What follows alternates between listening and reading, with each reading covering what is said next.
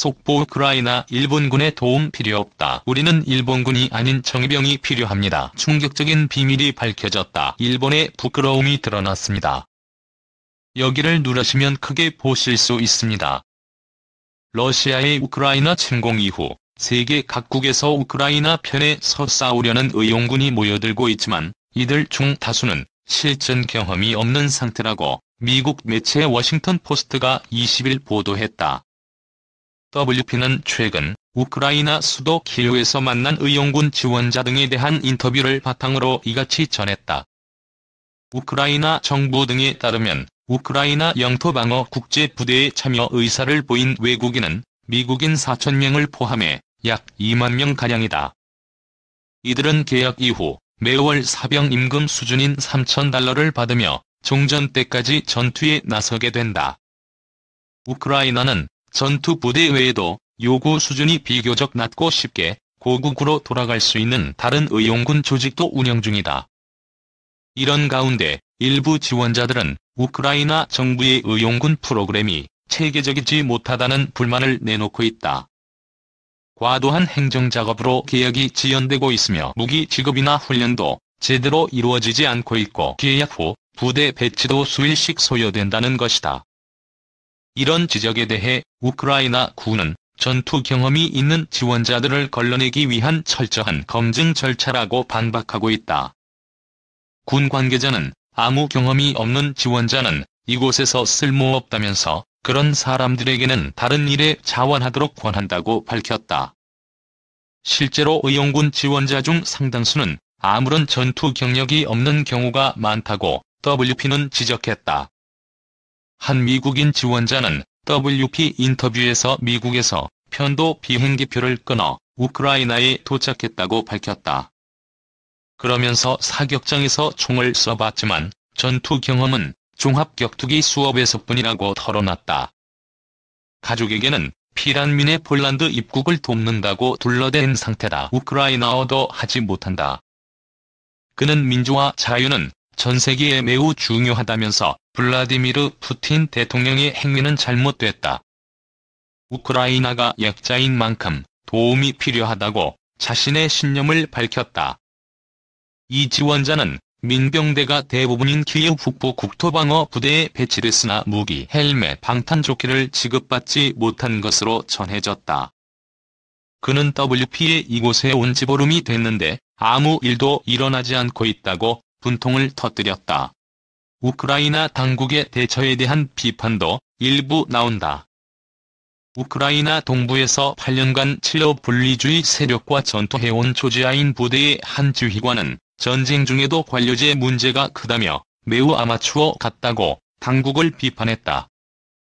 WP는 공습과 복역이 이어지는 현대전 상황에서 정치적 신념이나 모험을 추구하는 지원자들의 낭만은 곧바로 사라진다고 평가했다. 이어 외국인 지원자들이 군인, 의료 지원, 군수 등의 분야에서 어떤 효용이 있을지는 불분명하며 정 안 될 경우 우크라이나에 대한 국제적 지지를 보여주는 정도가 될 것으로 봤다. 하지만 미국인이 러시아 부대에 의해 생포될 경우 러시아의 선전전에 활용되는 등 골칫거리가 될 수 있다는 관측도 나온다고 WP는 덧붙였다. 1번 우크라이나 주재 대사관 직원 일부 철수 계획. 일본이 우크라이나에서 자국 대사관 직원 일부 철수를 계획하고 있다고 한 외무성 관리가 28일 말했다고 교도통신이 전했다. 우크라이나 주재 일본 대사관은 20명가량의 직원을 두고 있으며 외무성은 우크라이나에 사는 일본 국적자 지원을 위해 필요한 사람만 남겨둘 것이라고 이 관리는 말했다. 대사관 직원 가족들은 이미 이 나라를 떠나기 시작했다. 이 관리는 위기 상황에서는 전 직원을 그곳에 계속 유지할 필요가 없다고 말했다. 러시아의 우크라이나 침공 가능성에 대한 우려가 커지는 가운데 최근 미국 국무부는 우크라이나 주재 자국 대사관 직원 가족에게 철수 명령을 내리고 비필수 인력에 대해선 자발적으로 우크라이나에서 출국해도 된다고 밝힌 바 있다. 영국도 우크라이나 주재 대사관 직원 철수를 시작했다. 앞서 일본 정부는 우크라이나에 체류하는 자국민에게 출국할 것을 강력히 권고한 바 있다. 3.1 러시아 우크라이나 침공 대비 독자 제재 검토 중. 일본 정부가 러시아군이 우크라이나에 침공했을 경우를 대비해 독자적인 테러 제재를 검토 중이라고 산케이 신문이 복수의 정부 관계자를 인용해 6일 보도했다. 보도에 따르면 일본 정부는 외무성과 경제산업성, 내각관방 등을 중심으로 러시아에 대한 제재 목록을 만들고 있다. 러시아가 상임이사국 중 하나인 유엔 안전보장이사회에서 제재 결의를 채택하는 것은 사실상 불가능해 제재를 단행한다면 일본의 독자 제재가 된다. 앞서 2014년 러시아가 우크라이나 남부 크림 반도를 합병했을 때도 일본 정부는 주요 7개국과 보조를 맞춰대러 제재를 한 적이 있다. 당시는 크림 지역 제품 수입 제한 등 러시아의 직접적인 피해가 가해지지 않는 내용에 그쳤다. 그러나 이번에 러시아가 수도 키예프 등을 본격적으로 침공할 경우 실효적 제재가 필요할 것이라고 총리 주변이 밝혀 좀 더 강력한 제재를 가할 것으로 보인다고 신문은 보도했다. 일본 정부가 테러 제재를 검토하는 이유에 대해 신문은 법의 지배를 기조로 한 국제 질서 유지를 지향하는 현재의 외교 방침에 모순되지 않기 위해서라고 설명했다.